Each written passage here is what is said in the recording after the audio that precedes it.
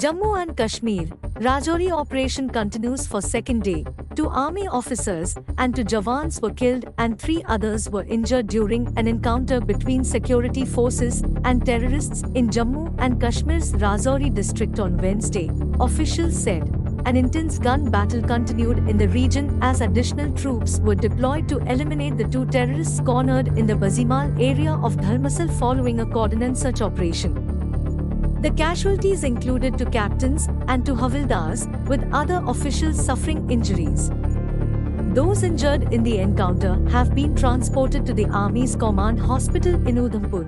Officials stated that the 2 trapped terrorists in Bazimal, suspected to be foreign nationals, had been moving around the area since Sunday, even seeking refuge in a place of worship.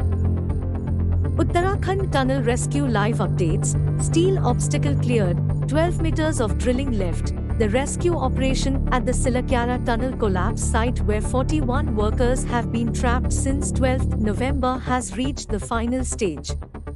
The boring operation to create an escape passage for the trapped workers resumed last night, with rescuers successfully placing broad pipes up to a depth of 45 meters through the debris. The rescue work faced a hurdle on Wednesday night after iron bars blocked the passage during drilling.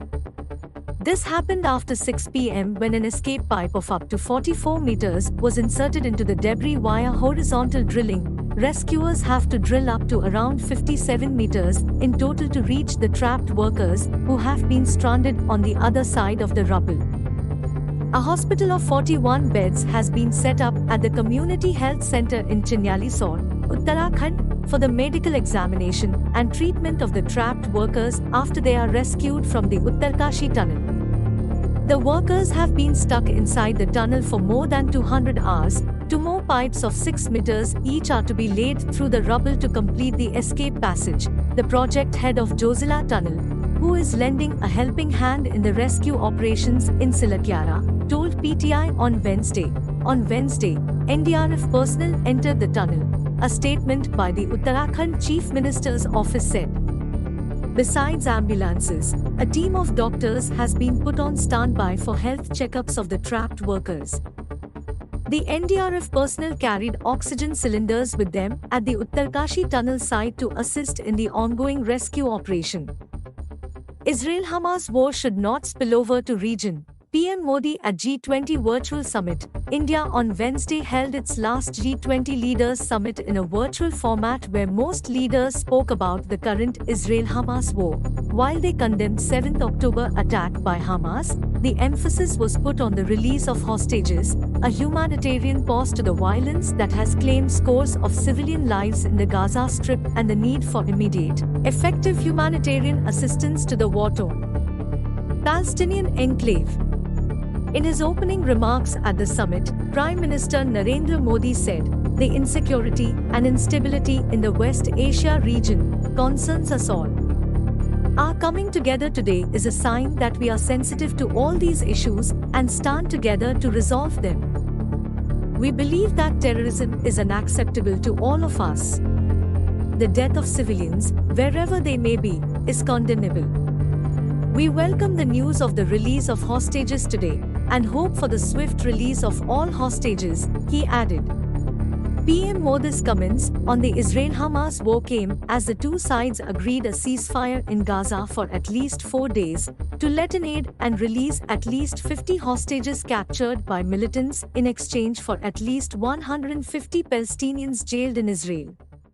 Tata Technologies IPO fully subscribed within an hour of opening. The initial public offering, IPO, of Tata Technologies Limited witnessed full subscription within the first hour of opening, showcasing strong demand from retail investors. The portion reserved for qualified institutional investors, QIBs, has been subscribed 1.98 times, while that of non-institutional investors, NIIs, has been subscribed to 0.13 times. Meanwhile, retail investors have already subscribed 1.35 times the portion reserved for them. With this, the overall subscription stands at 1.60 times the total Tata Technologies public offering. The high demand for the IPO is in line with analyst estimates and the grey market premium, GMP. Leading brokerages have expressed optimism about the Tata Technologies IPO, offering positive recommendations based on their comprehensive evaluations. China sees mysterious pneumonia outbreak, hospitals flooded with sick children. China, which is still recovering from the devastating effects of the COVID-19 pandemic, is facing another possible health emergency. A mysterious pneumonia outbreak has swept through schools and resulted in hospitals being overwhelmed with sick children. This has caused concern among global health experts. The epicenters of this outbreak are Beijing and Lining province, where pediatric hospitals are facing an overwhelming number of sick children. The severity of the situation has led to the suspension of classes in some schools, as both students and teachers have fallen ill, a situation reminiscent of the early days of COVID-19. The symptoms exhibited by the affected children are high fever and lung inflammation, but no cough, which is common when an individual is down with flu or is suffering from respiratory virus diseases like RSV.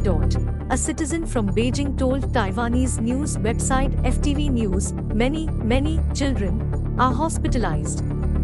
They don't cough and have no symptoms. They just have a high temperature, and many develop pulmonary nodules.